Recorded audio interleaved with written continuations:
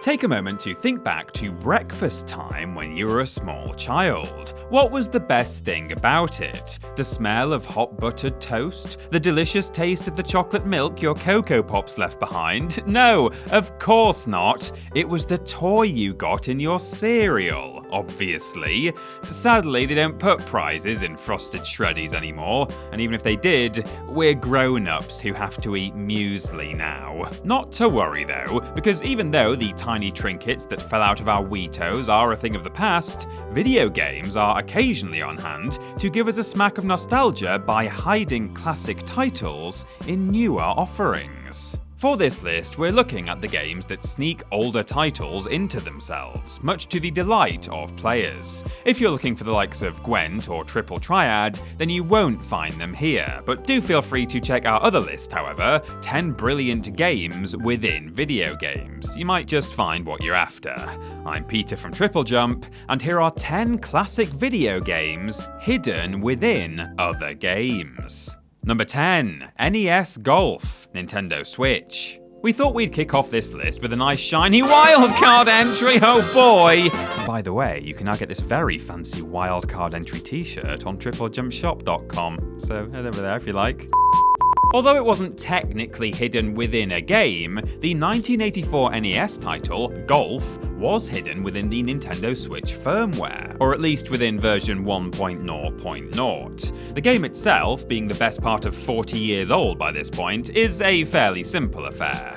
One or two players can tee off, and they must simply use a combination of directing the ball and correctly timing their swing in order to complete the course in as few strokes as possible. Included as a tribute to the late Nintendo president Satoru Iwata, Golf could be accessed by setting the console's date to the 11th of July, the date of Iwata's passing, and by gesturing the Joy-Cons to imitate the direct action that Iwata would often use during Nintendo Direct presentations. Players savvy enough to do this before allowing their console's firmware to update to a newer version would be greeted by a voice recording of Iwata and given access to the classic NES title, which Iwata programmed whilst working at the HAL laboratory. It was a fitting and truly heartwarming tribute to a much-loved member of the industry. Number 9. TimeSplitters 2, Homefront: The Revolution. What a lovely surprise it was for players of Homefront: The Revolution when they booted up the game and found that it contained a couple of levels from the classic first-person shooter TimeSplitters 2. To be honest, it probably helped to make them feel a bit better about having bought the game, considering that it is, by most people's accounts, a pretty poor showing. Homefront: The Revolution itself is a bit of a monotonous experience, plagued by a number of technical problems that made it very frustrating for players. TimeSplitters 2, on the other hand, is a fun, colourful romp in which players take the role of space marines as they attempt to stop an alien race from ruining history. Unlike its host, it received universal acclaim upon its release, with one publication even going as far as to call it the best split-screen multiplayer-focused first-person shooter ever created. Until recently, it was thought that only the first two levels of TimeSplitters 2 were available to play within Homefront: The Revolution. However, programmer Matt Phillips revealed in 2021 that the whole game was in there, but he'd forgotten the code to unlock it. Luckily, someone he'd once shared it with was on hand to provide the code, and so if players are inclined, they can unlock the entirety of TimeSplitters 2 within Homefront: The Revolution. Fantastic. Number 8. Xevious: Star Fox Assault. Admittedly, Star Fox Assault isn't the greatest Star Fox game ever made, but the 2005 entry into the long-running franchise was fair as games go. Not groundbreaking, but certainly playable. In terms of story, we once again join everyone's favourite Vulpine hero, Fox McCloud, as he and his mates attempt to save the Lilat system, this time from insectoids known as aparoids. Which sounds like a cream you'd put on a particularly nasty rash, but I digress. If players were skilled enough to collect all of the silver medals throughout the game, they were able to unlock the NES port of the arcade classic Xevious. In this 1982 title, players control a starship and must destroy the evil Xevious forces before they destroy all of mankind. As you might expect from a game that's 40 years old, it's a bit on the simplistic side. The vertically scrolling shooter has only 2 weapons, and players must alternate between them to attack flying enemies and ground-based ones. By today's standards, it is a little primitive, but at the time, audiences enjoyed it very much. Oh, and if you're lucky enough to live in Japan, not only were you able to unlock Xevious, but you'd also be treated to the Famicom games Battle City and Star Luster as well. Absolutely spoiled.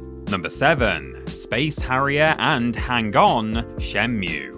By this point, the 1999 Dreamcast title Shenmue can basically be regarded as a classic title in its own right, so the inclusion of classic arcade titles Space Harrier and Hang On is effectively classic game-ception. Although the main storyline of Shenmue is quite serious, with a protagonist investigating the murder of his father, that doesn't mean there's no time for a bit of levity. After all, you can't be completely consumed by vengeance 100% of the time. I mean, you'd go mad, wouldn't you?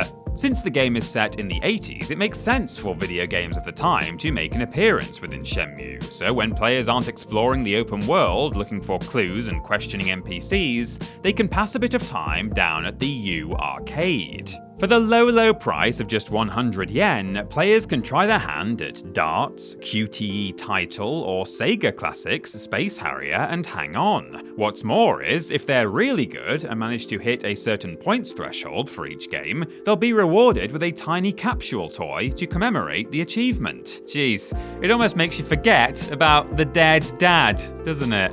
Number 6. Star Wars Arcade, Star Wars Rogue Squadron 3, Rebel Strike. You might not have thought that original trilogy antagonist Darth Vader was much of a fan of either video games or funky disco beats, but it turns out that you'd be wrong on both accounts. Although Star Wars Rogue Squadron 3 Rebel Strike, oh my god is that a mouthful, is one of the more forgettable entries into the Star Wars video game franchise, receiving somewhat of a lukewarm, no pun intended, reception from both critics and fans, it's hard to deny that it comes with more content than you can shake a lightsaber at. No, don't shake those around, that's dangerous. Aside from the main game, which is set during the same time period as the OG 3 Star Wars movies and sees Luke Skywalker and chums battling the Galactic Empire in Starfighters, players can also enjoy the 3 classic arcade titles Star Wars, The Empire Strikes Back, and Return of the Jedi. Though somewhat lacking in the graphics and sound department, it's almost certain that older players got a smack of nostalgia from being able to revisit the arcade cabinets of their youth. Not only that, but they take us all back to a much simpler time when we didn't have to worry about, purchasing loot boxes. Number 5. Zork, Call of Duty Black Ops. I know going into this list that we said the games hidden within other video games would be of the classic variety, but Jesus, this one is practically prehistoric. Someone call Indiana Jones, we've got a relic on our hands. Originally released in the 1970s, Zork is a text-based adventure which players can find in the menu of COD Blops. Although Zork is nothing like the first-person shooter in which it finds itself being hosted, it does make sense for the game to appear on account of Black Ops' Cold War setting. Plus, it does make a nice change from just running around and shooting enemy soldiers in the face. Don't get us wrong, we like shooting the baddies, but every so often, we need a bit of variety, you know? In order to unlock the game, players need to free themselves from the chair to which they're bound by repeatedly tapping the triggers on their controller, at which point they'll be able to take a look around the room. Once they find the computer terminal, they just need to type in Zork and the game will begin. It's then just a case of reading what the computer says, responding accordingly, and coming to terms with the fact that this is probably the closest thing we'll ever get to time travel. Still, that's fine. I'm fine. Number 4. Crash Bandicoot, Uncharted 4, A Thief's End. Aside from a love of exotic lands, a penchant for destroying things with reckless abandon, and being developed by Naughty Dog, there aren't an awful lot of things that Nathan Drake and Crash Bandicoot have in common. But that didn't stop the Wumpa fruit-loving marsupial from making an appearance in Uncharted 4: A Thief's End. Following the events of Drake's deception, Nathan has retired from his life of treasure hunting and lives with his wife, Elena. During one particularly quiet evening, whilst arguing over who's going to do the dishes, Nathan tells Elena that he'll only let her carry out the chore if he can beat her high score on her TV game thing.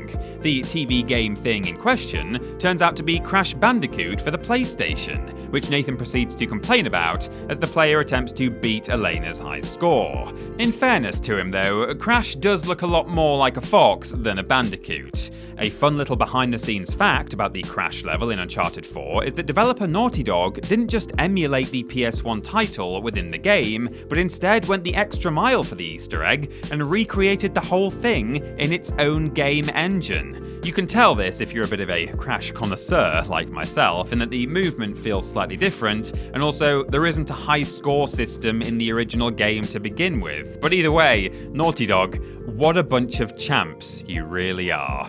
Number 3, a whole bunch of NES games. Animal Crossing.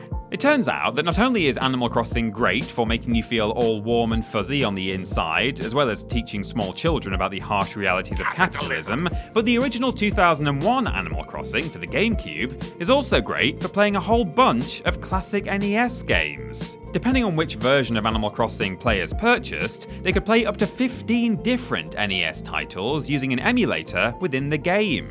These included such classics as Donkey Kong, Excite Bike, and Wario's Woods, and could be acquired in different ways. The North American release came with a memory card that automatically gave players a pair of NES games, and the rest could be unlocked by finding them on the island, being gifted them by another villager, or through special giveaways on Nintendo's website. There were also a handful of titles that ended up being region-specific. Both Ice Climber and Mario Bros could be unlocked by North American players, and Japanese players were able to play Super Mario Bros if they were readers of the video game magazine Famitsu. It's also true that the code for The Legend of Zelda exists within Animal Crossing, but sadly, it was never made accessible to the players. Still, you can't really grumble when you're getting nearly 20 games for the price of one. Number 2, Doom and Doom 2, Doom Eternal. When a reboot of the Doom series was released in 2016, the world rejoiced. It had been over a decade since the last major installment in the franchise, and people were keen to jump back into Doom Guy's hefty shoes and start slaying some demons. Naturally, when the game sold tremendously well, id Software had no choice but to develop a sequel, and in 2020, players were treated to the fantastic Doom Eternal. Clearly keen not to forget the franchise's roots though, the developer included both the original Doom and Doom 2 as unlockables within Doom Eternal. The OG 1993 title can only be unlocked by collecting floppy disks, which for our younger viewers are like 3D printed save icons that we used to store documents on. Once players have collected every floppy disk, they need to simply head on over to Doomslayer's headquarters aboard the Fortress of Doom.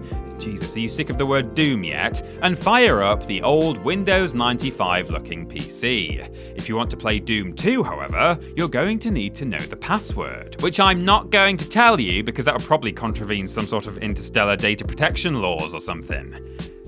Alright, it's Flynn Taggart. Are you happy now? I'm going to space jail because of you. And number 1, Wolfenstein 3D, Wolfenstein the New Order, and Wolfenstein the Old Blood.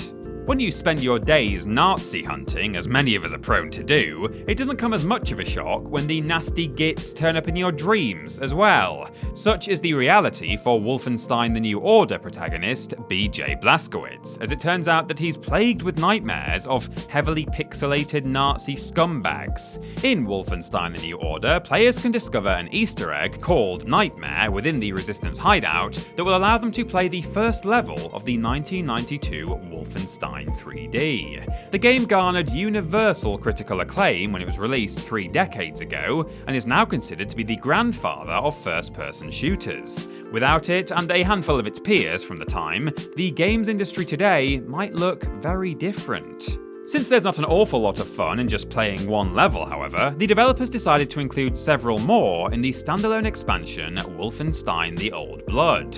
By finding the 9 different nightmare levels within the expansion, players are able to complete the entire first episode of Wolfenstein 3D, including both the boss fight with Hans Grosser and the secret 10th level. Don't know about you guys, but that doesn't sound like much of a nightmare to me.